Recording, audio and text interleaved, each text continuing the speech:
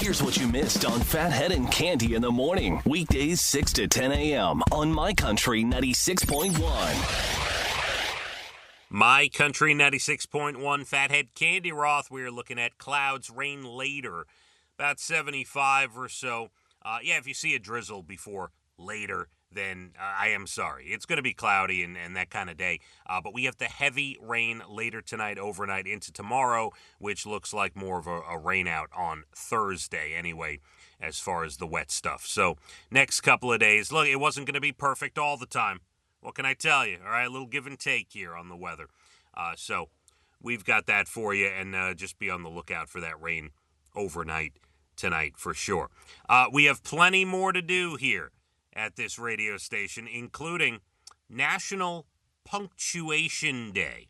All right, as we get into the national days, let's discuss this for a second, because I am a stickler for punctuation. In a recent poll, most Americans say they very often use periods. Well, that's good. This is the funny part. 72% of us often use periods. Should be a little more than that. Man, even on texts, like, I understand we're not going to get all the periods and commas and things on text, but please, like, try your best. Periods, the number one punctuation used. That's a positive. Capital letters, number 2. Commas, number 3. A well-placed comma changes everything or clears things up, for sure, which is something that could be confusing.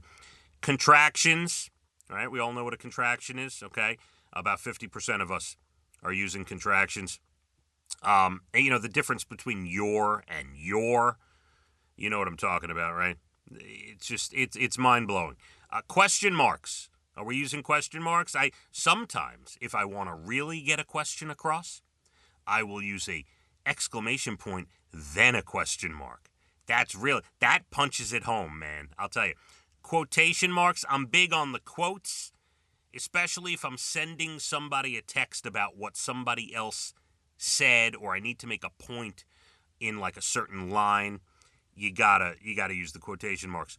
Exclamation points, I'm big on the exclamation points for sure. Seinfeld did an episode on that where Elaine got news from her boyfriend that her friend had a baby, and she read the note that he left for her, and there was no exclamation point, and she got angry. She said, my friend had a baby. You might think to put an exclamation point. Yeah, it was kind of funny. Parentheses, hyphens, dashes, colons, and at the bottom, semicolons. That is the least used. Do we know how to use a semicolon properly? I'm not, I may need a little refresher on the semicolon as well, but those are your punctuations. Please try to pay attention to the punctuations as you go through life. All right, some other national days, because it is National Punctuation Day. It's World Dense Breast Day. This is in addition to the mammogram. This is beyond the mammogram. Other screening and tests women should consider after their mammogram. National Cherries Jubilee Day, a fine dessert. Not sure I've ever had it, but it looks pretty good. And National Women's Health and Fitness Day. Get out there. Be healthy. A 27-year-old man in Tennessee, Zach Porter, went into cardiac arrest at a TJ Maxx, but he's alive today, thanks to the quick thinking of a CPR instructor named Mike Brown. Mike didn't even want to be there. He was reluctantly accompanying his wife on a shopping trip. It's a good thing he was. He performed CPR to keep Zach going until paramedics arrived. Another stranger also helped Zach out, and he's going to be okay.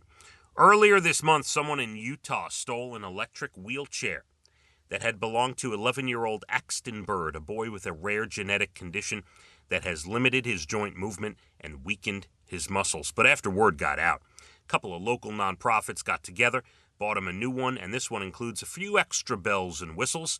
Axton's parents say this was huge because insurance was not much of a help, and they're living paycheck to paycheck.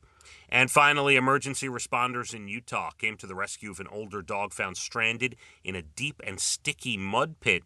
The dog and his rescuers emerged a little dirty, but perfectly okay. And that does it. I am here till 10. We got a lot of music from 9 to 10.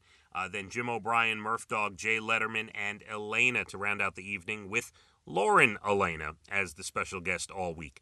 Clouds, rain later. Tomorrow, more rain, will be in the 70s. My Country, 96.1. Phathead and Cande in the morning, weekdays 6 to 10 a.m. on My Country 96.1.